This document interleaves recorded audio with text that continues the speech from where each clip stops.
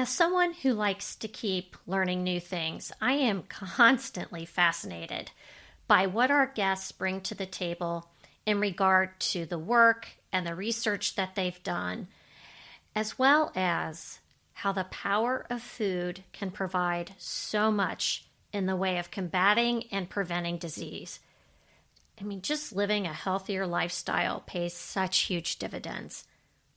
And our guest today took his own health diagnosis and turned it into his mission to not only get himself on the right course, but to educate others on their bone health and how they too can take control of a sometimes daunting diagnosis.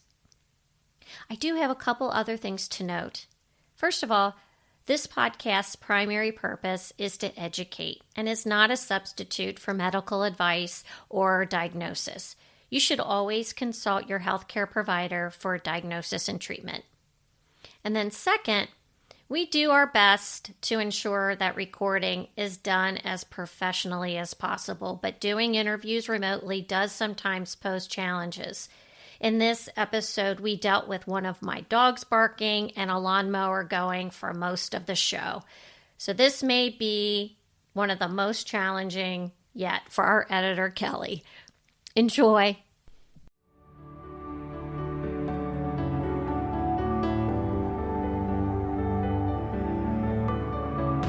Health, wellness, career, family, life, and the better side of 50. I'm your host, Michelle Folan, and this is Asking for a Friend. Hey everyone, welcome to the show. Today's guest is better known as the Bone Coach. He is a Forbes certified integrative health coach.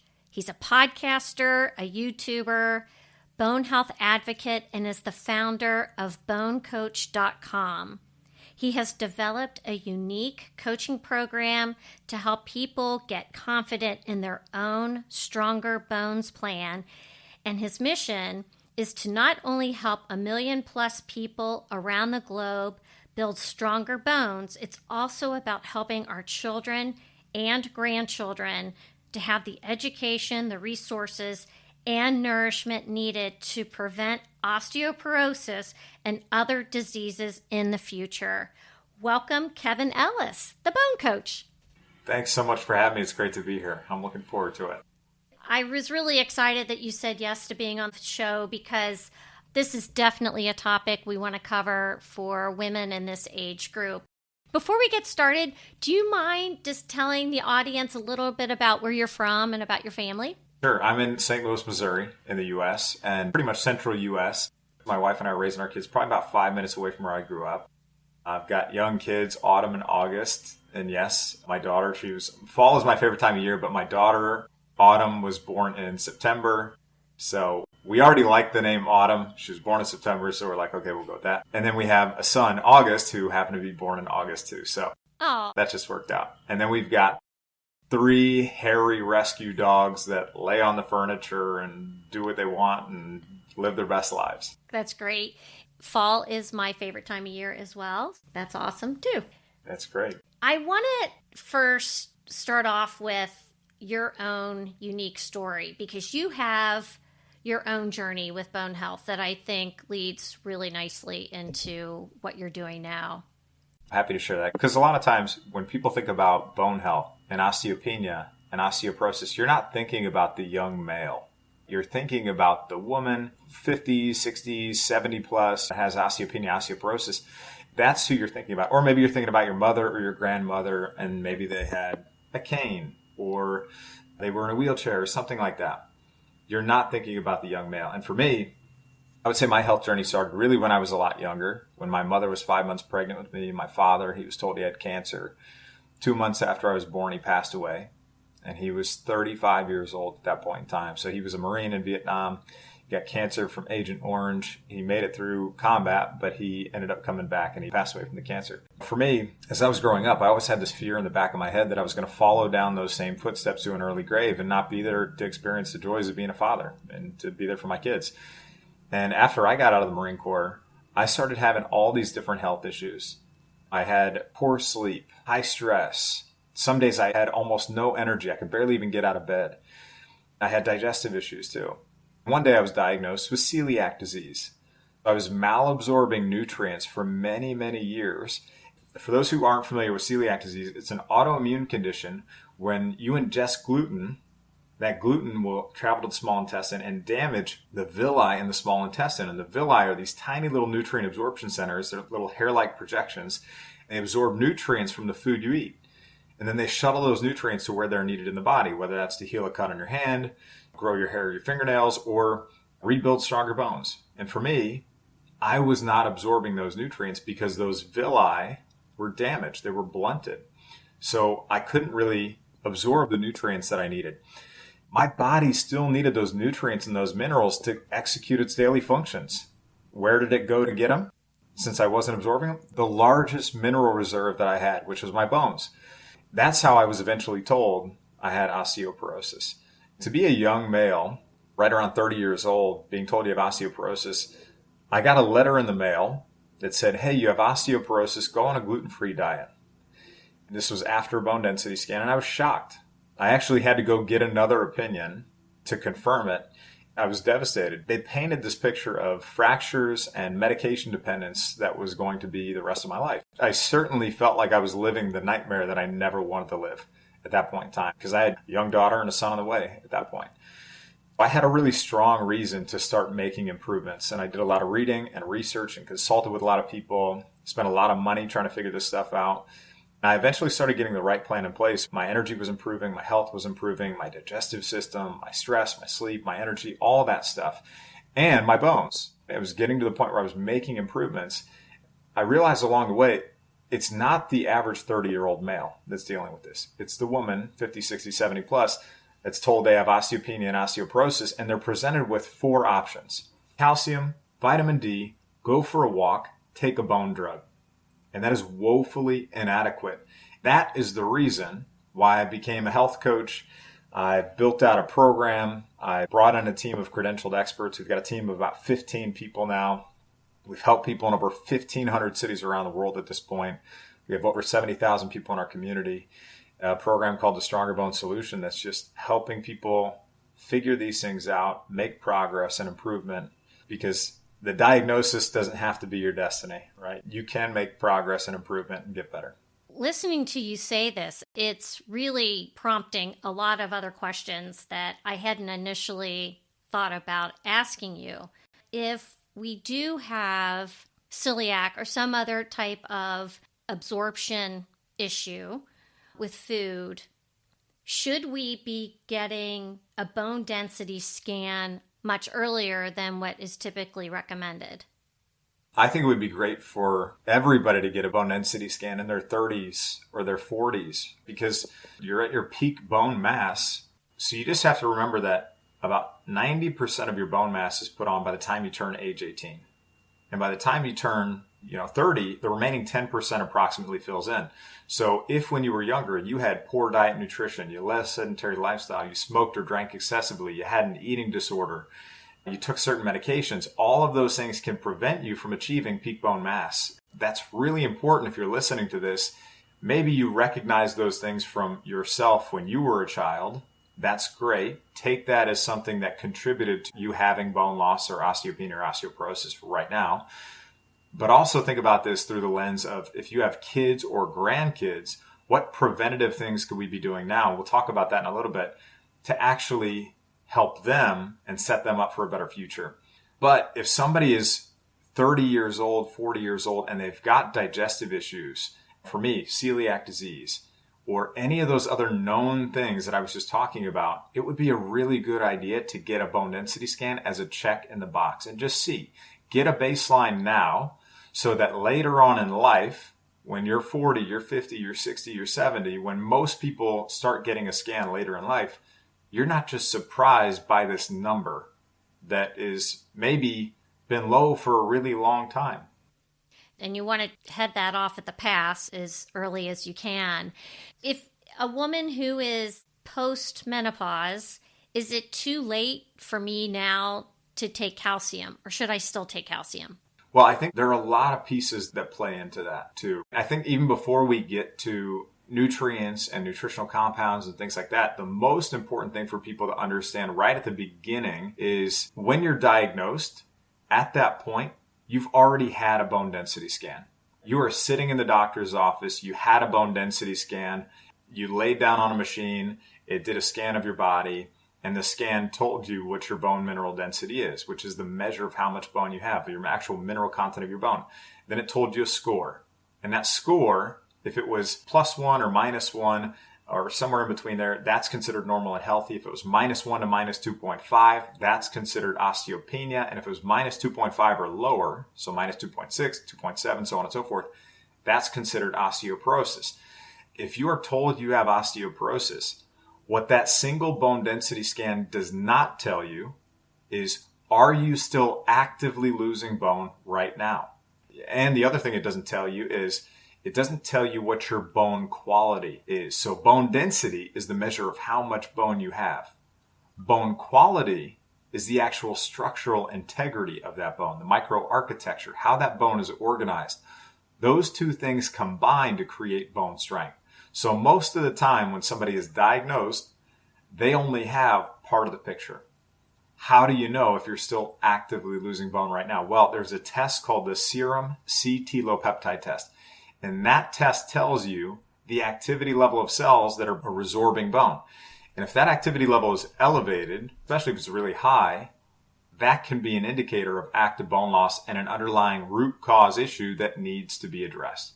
That is the very first place any person needs to start when they're told they have osteopenia and osteoporosis. If I go to my general practitioner, healthcare provider, and I diagnosed osteopenia, would they automatically do this, or do I have to ask for this?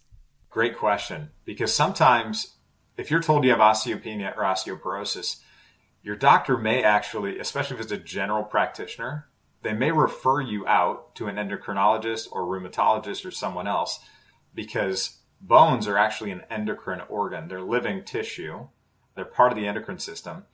An endocrinologist is who actually deals with hormones and things like that. So they may refer you to an endocrinologist. An endocrinologist is more likely to run the bone turnover marker test, the serum CTX test, like I mentioned, because they're probably more familiar with their interpretation.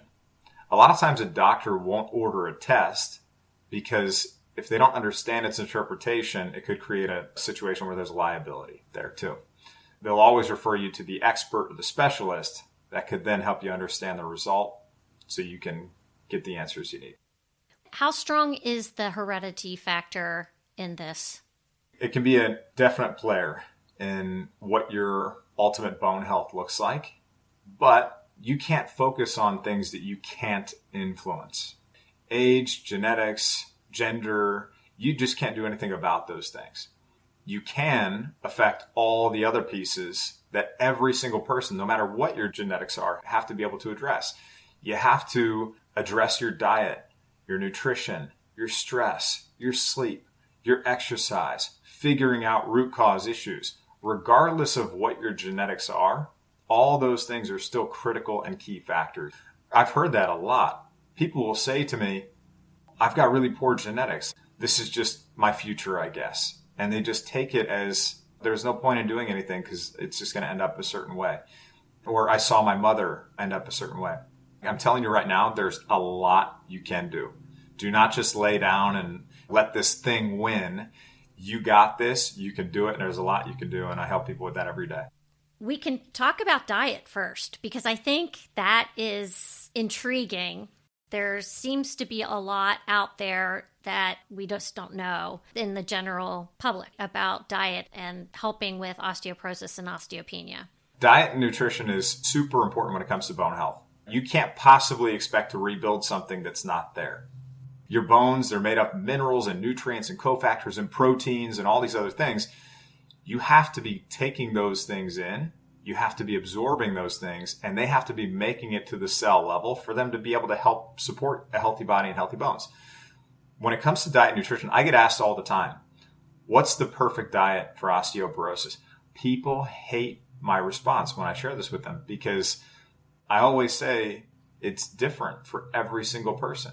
We're all biochemically and genetically unique individuals. So we're going to respond to different foods and supplements and dietary approaches differently. That's why there's no single dietary approach that works for every single person. If you're somebody that's got an autoimmune disease or an autoimmune condition, if you have gut health issues, if you have small intestinal bacterial overgrowth, candida, any of those things, your dietary approach is going to look differently than somebody who does not have those things. In general, though, there are some foods that I've found that work really well or do really well with a lot of people. So let's talk about some of those things. Let's get a little more actionable. One of the first ones is I really like fish. Not just any kind of fish. I do like canned salmon, canned sardines, canned mackerel. Those are all great. And not just any canned fish. Try to get the ones without the BPA lining, number one. We're not going to try to add toxins into our diet. You want to get the ones that have the bones in. And the reason you want the bones in are because a couple of reasons. The first one is that those bones inside those fish, they're not hard, pokey bones that are going to hurt your mouth. They actually almost kind of melt in your mouth, which is probably not really making the case for a lot of people for testing these things out. But I will say, on our YouTube channel, on Bone Coach, we put together some recipes that are specifically helping show you how to use sardines and mackerel and things like that and incorporate them in a healthy way into your plan. You can find those, go to the Bone Coach YouTube channel, you can find those there. The other thing that it has, aside from just the bones, are the bones have all the nutrients that your own bones need to support stronger, healthier bones. They've got minerals and cofactors and proteins and all those different things in the right ratios as nature intended them to be, which is awesome. Absolutely love that. Then it's got protein. Your bones are 50% protein by volume. They need a constant supply of amino acids. The fish are a great source of that. You should be getting protein with every single meal that you're eating. Very, very important. Do you have a recommended amount of protein that you think, particularly women in this age group? A good insurance, you just want to make sure. I would say the bare minimum, if you're a 100-pound woman, you're going to be looking for bare minimum 60 grams of protein a day. I would say for most people, though, if you could get 30 grams of protein in a meal and use that as just a good target, that would be a great starting point. Consider doing that. And the other reason why you want that protein in every meal is you need to stimulate muscle protein synthesis because you need stronger muscles to help with stronger bones. We're going to talk about that connection in just a minute. The third reason why I really like these canned fish is because they contain omega-3s. And omega-3s are a type of fatty acid. They're a great type of fatty acid to incorporate, and they help dampen inflammation. And anything that's contributing to inflammation, especially when it's chronic and especially when it's long-term, that is going to fuel bone loss and just disease in general. 3 great reasons there to incorporate those ones. And if you take an additional omega-3 fish oil type supplement, is that also That's great. positive? Is that good? Okay. That's great. Omega-3 supplements are actually one of the top things that I would recommend as an addition to somebody's plan. Incorporating omega-3, you want good quality fish oil, absolutely, because some of those can be rancid too. You got to make sure you get good quality fish oil. Another food that I would recommend incorporating, or at least trying, let's talk about leafy greens for a second. Arugula. I absolutely love arugula as a cruciferous, same family of cruciferous vegetables as broccoli and kale. It's rich in vitamin C, vitamin K, potassium, and bioavailable calcium. Huh. If you are looking at one of those clamshells in the store, those plastic clamshells, which I do not like, by the way, but if you're going to get one of the plastic clamshells, they have about 200 milligrams of bioavailable calcium in them. And you could saute arugula down really small, or you could eat it raw in a salad too. My mind is just blown right now. I mean, I love arugula, and I put it in my salad almost every night. I did not know it was that healthy. I just like the taste. Okay, let's talk about the health benefits of arugula. There is actually a bioactive compound in arugula called erosin that has been shown to help turn off the activity level of the bone cells that help break down bone, the bone resorbing cell, those osteoclasts. That's one reason why arugula would be a great addition for a bone healthy plan. Another reason why is that it's a bitter food. Diets today are largely devoid of bitter foods. Unless you're drinking coffee or something like that, most people are not getting bitters in their diet. Why are bitters important? Bitters help stimulate bile production. Bile is produced by the liver, stored in the gallbladder, and then when you eat foods, that bile is pushed into your small intestine to help you break down and absorb the food that you're actually eating. It has other functions too. It's going to help keep out some bad bugs and things like that. You need bitters in your diet, and that's a great source. There's going to be a run on arugula at the grocery store after people listen to this. Let me give you one more reason, okay? I've got one more reason for arugula here. A lot of times people, when they have salads, they incorporate a lot of spinach. A lot of spinach every single day in their salads. I would say you would consider making an adjustment there, because with arugula, or there's actually something called oxalate. Oxalate is an anti-nutrient. It binds up bone-healthy minerals like calcium and prevents you from absorbing those nutrients. Spinach is really high in oxalates. Arugula is not. Arugula is very low in oxalate. If you have joint pain, digestive issues, kidney stones, all those kinds of things, you may have a hard time breaking down and degrading that oxalate. So you need to swap that spinach for the arugula. Oh man, you just changed up my whole smoothie recipe because I was using spinach, lots of it too. Spinach is going to be high in oxalate. Spinach is not a bad food. It's not to say that you should prevent it from letting you enjoy it occasionally in certain dishes and things like that, because it's still got other nutrients in there that are really great for your health. And I don't like vilifying whole groups of foods unless they really are bad for your health. With that being said, though, some people just don't even have the intestinal flora to break down oxalate also. You may be producing oxalate if you've got yeast overgrowth in your gut. There's something called Oxalobacter formigenes that you may not have that type of bacteria in your gut to be able to break down that oxalate too. You just got to be aware of those things too. One other group of foods that I think would be really helpful to incorporate, and that's vitamin C rich foods. Vitamin C is key for maintaining a healthy skeleton long term. Part of the reason for that is that vitamin C helps stimulate procollagen. It enhances collagen synthesis, and it stimulates something called alkaline phosphatase activity, which is a marker for osteoblast bone building cell formation, which is pretty cool. You've got great dietary sources of vitamin C that you can get also. Berries, citrus fruits, Kakadu plums, Acerola cherries. Those are some great sources. Also vegetable sources as well. A lot of the highest sources of vitamin C in vegetables are peppers. So your yellow and red bell peppers. If you have an autoimmune condition and you have to avoid nightshades, those are probably not going to be the best fit. Maybe incorporate some lacinato or dino kale. That's a different type of kale, which is great. You can probably find that at Whole Foods or your local grocer, or maybe even your local farmer's market too, which would be great. Well, maybe I'll have to put kale in my smoothies instead of the spinach. Well, so curly kale can be higher in oxalate, and lacinato and dino kale is lower in oxalate. And then another one is cucumber. I really do like cucumber. It's a great source of potassium, 95% water, so it's great for hydration. Low oxalate, low sugar, low FODMAP. You can use it as a base for blending homemade dips, dressings, and smoothies, so that's great. And the skin contains silica, and silica helps aid in bone mineralization and things like that. Those are some great additions. I think cucumber is kind of underrated as a nutritious fruit, right? It is. It's got more in there than I think I realized. It's so versatile, too. You could use it in vegetable trays or use it as a base for different dressings and things like that. Instead of just putting water in or just oil or something like that, toss a little cucumber in there. Grind that thing up.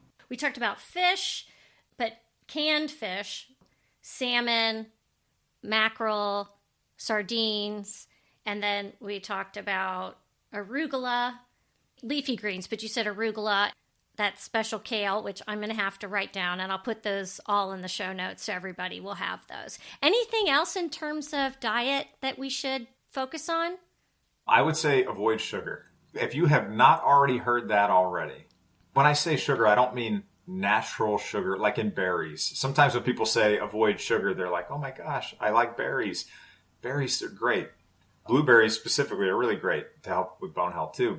I'm talking about your packaged processed pizzas, breads, cookies, crackers, pastas, those kinds of things. Those are the things you want to watch because all that stuff breaks down ultimately to sugar. Sugar reduces your vitamin D levels, depletes bone healthy minerals like calcium, chromium, copper, and it also blocks the absorption of vitamin C. And you remember me just talking about a second ago how important vitamin C is for your skeleton, for all of the stuff that it does with your skeleton. That's not going to be a good thing. You want to avoid sugar too. How about alcohol? I am not a fan. I used to drink alcohol all the time. I actually used to drink it almost every day when I was in the Marines and shortly after the Marines, not in a good way.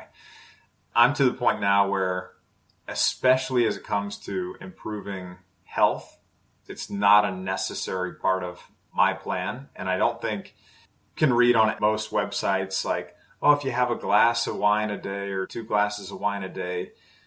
Remember, alcohol is still not a necessary thing for your body. It's still seen as a toxin. It's not the best thing for you to be putting into your body if you're trying to look to improve your health. I knew you were going to say that, but I thought I'd just ask anyway.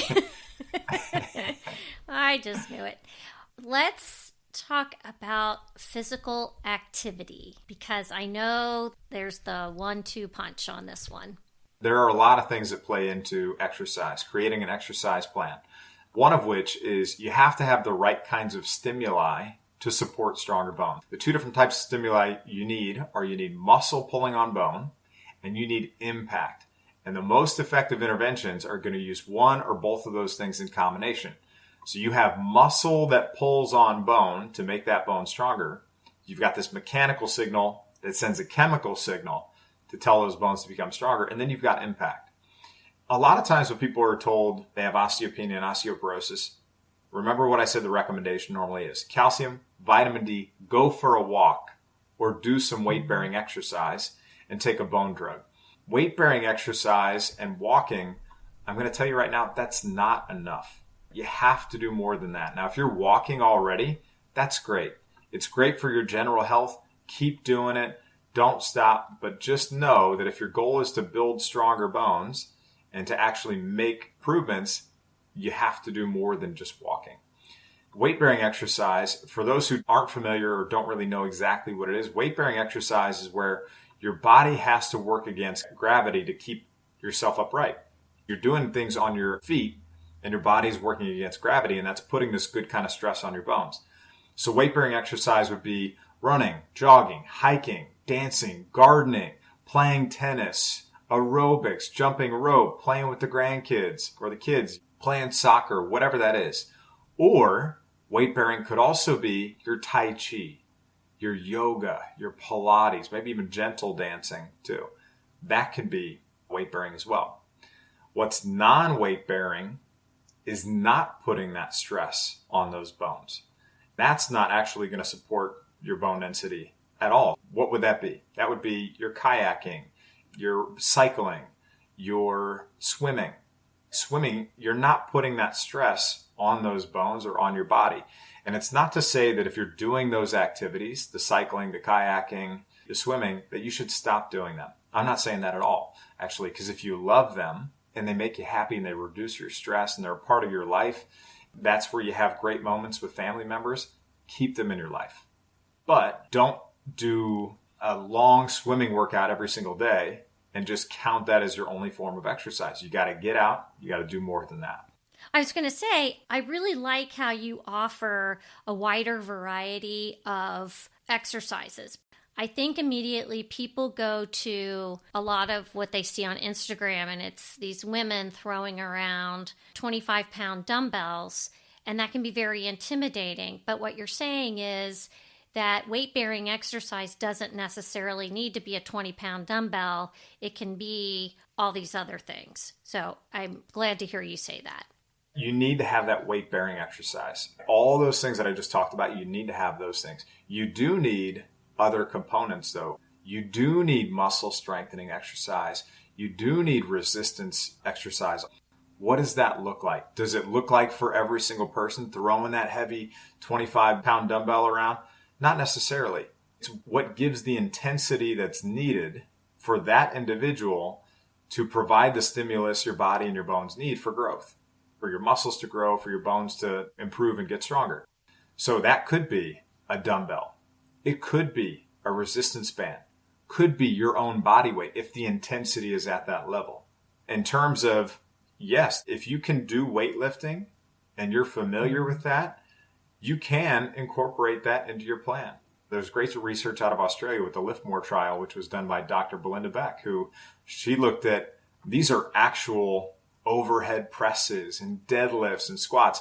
Those are kind of intimidating, right? For the general listener, if you've never done those things before and you hear that, you're like, oh my gosh, a deadlift or a squat, right? I can't do that. You're not familiar with it yet. You can go to a personal trainer, go to somebody else, start with just your body weight, get your body mechanics down, get them evaluated first, see if you can progress to the next level. All you have to do is do things a little bit better tomorrow than you did them today. And if you could do that, you're going to be well off 1 year from now and way better off 5 to 10 years from now. I agree. I think I had mentioned this in another one of our shows. There was a study done on senior Olympians looking at their bone density. Are you familiar with that study? Which one was that again? It was done on senior Olympians, and they measured their bone density and bone mass. They were looking at it in comparison to people much younger and found that because of that running, jumping, all those things that they were doing later in life, that their bone density was off the charts good for their age. If you're listening to this and you've got, again, kids and things like that are younger, our kids are in gymnastics. Our kids are playing sports where there's a lot of that impact. There are dynamic movements, short, quick bursts in different directions. That's surprising the bones. That's stimulating growth at that really important age when they're younger. That's going to help them build that great foundation to reach their peak bone mass. Those things are still going to be helpful and effective later on in life. Granted, if you have osteoporosis and you already have low bone density, you're probably not going to be doing the exact kind of routine that somebody else would be doing, but just understanding that your bones need that stimulus still to grow and improve and become stronger is really important. I look at my own mother, and if she were alive now, she'd be in her early 90s. The women of her generation, a lot of the moms of people that listen to this show, although they were many times homemakers or worked outside the home, they didn't have intentional exercise. I know my mom would do a yoga occasionally, and later in life, she'd get on her exercise bike or walk on the treadmill. But I think we've got so much information out there now that the women my age are more interested in preventative health. What do I need to do so that when I'm 75, 80 years old, I don't have a broken hip like my grandma Sally did? If we have this information, if we're armed with it, it makes making decisions about, do I sit on the couch and watch Netflix tonight, or do I take a walk with my dog? All those little things that we can do on a daily basis. And the other one that it just in my reading, because I try to keep learning, obesity is also a risk factor apparently in osteoporosis. People think that because they have the extra weight, that's going to be the stimulus that keeps things just fine for them, that's going to provide enough of a stimulus. But there's an entire hormone picture that's taking place there too. If you've got high blood sugar, a lot of times obesity has other conditions associated with it. If you've got high blood sugar can damage bone. It's going to damage the kidneys, which makes it really hard to reabsorb calcium. And also what happens is if you've got high levels of blood sugar on an ongoing basis, you can start to form something that are like AGE proteins, advanced glycation end products, and they can actually replace healthy collagen protein in your bones over time. So your bones can actually become weaker over time with this happening, especially with people that have type 2 diabetes. It shows an increase by 210% in the risk of hip fracture. Meta-analysis shows that. It won't be the full picture. Just because somebody has a higher body weight, they could still have osteoporosis. I've seen that plenty of times too. That's really interesting because I know I'm very small framed. I know that there's a family history. And I've always been told, because I have lean body mass, that I could be more at risk for osteoporosis. I had never thought about the obesity side of things.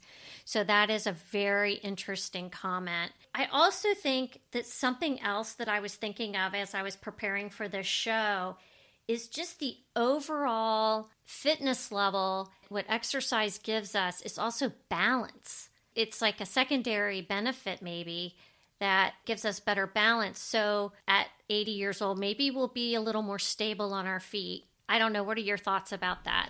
Balance is incredibly important, because if you think about the reasons why people have fractures when they get older, 1 out of the 5 falls that somebody has when they get older, that causes serious injury or broken bones. You've got 300,000 people a year that are going to be hospitalized for hip fractures. More than 95% of hip fractures are caused from falling. Maintaining your balance plays a major role in protecting yourself from falls, and there's a lot that plays into balance. You've got your vision that plays into balance, so you got to be able to see your physical surroundings. Then you've got your muscles and your bones, your muscle and bone strength. If you're not getting enough protein and you're not exercising, you're not able to maintain those stronger muscles and stronger bones, that's going to be an issue. You need to have strong muscles, strong bones. You've got other parts that are playing into this too. Balance is incredibly important as you age. I think this might be a good time for you to tell us a little more about your Stronger Bones plan, because I want people to have that as an option if they're interested to contact you. You can always find me over at bonecoach.com. But what I'd like to do, Michelle, for your audience is let's give them free access to my Stronger Bones Masterclass. If you're okay, we could put that in the show notes maybe. And this Stronger Bones Masterclass walks people through step by step everything they need to be doing right now to start getting on the path to improvement in stronger bones. It walks through the 3-step process at a high level.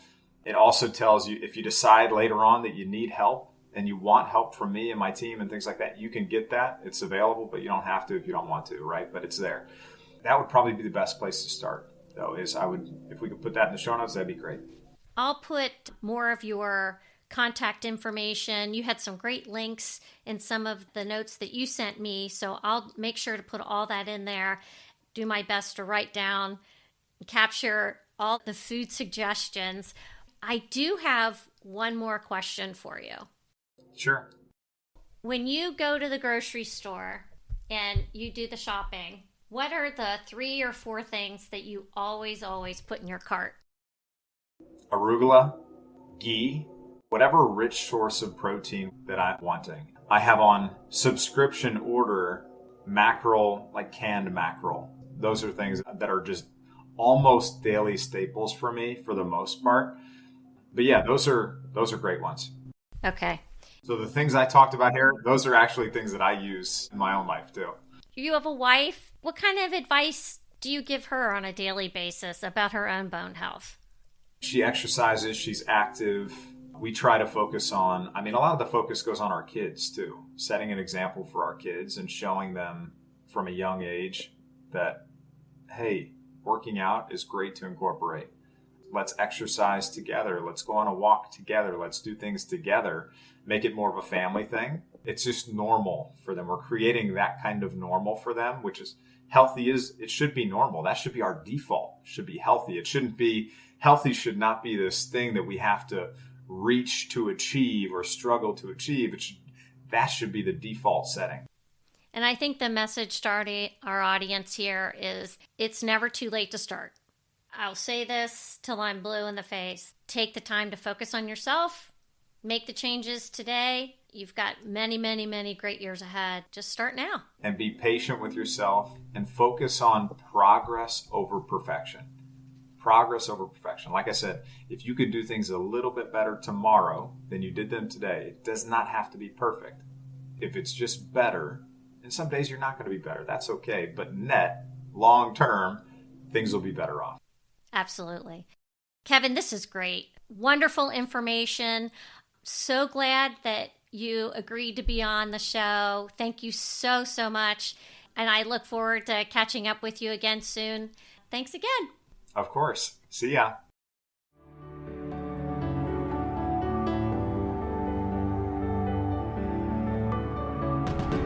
Follow Asking for a Friend on social media outlets and provide a review and share this show wherever you get your podcasts. Reviews and sharing help us grow.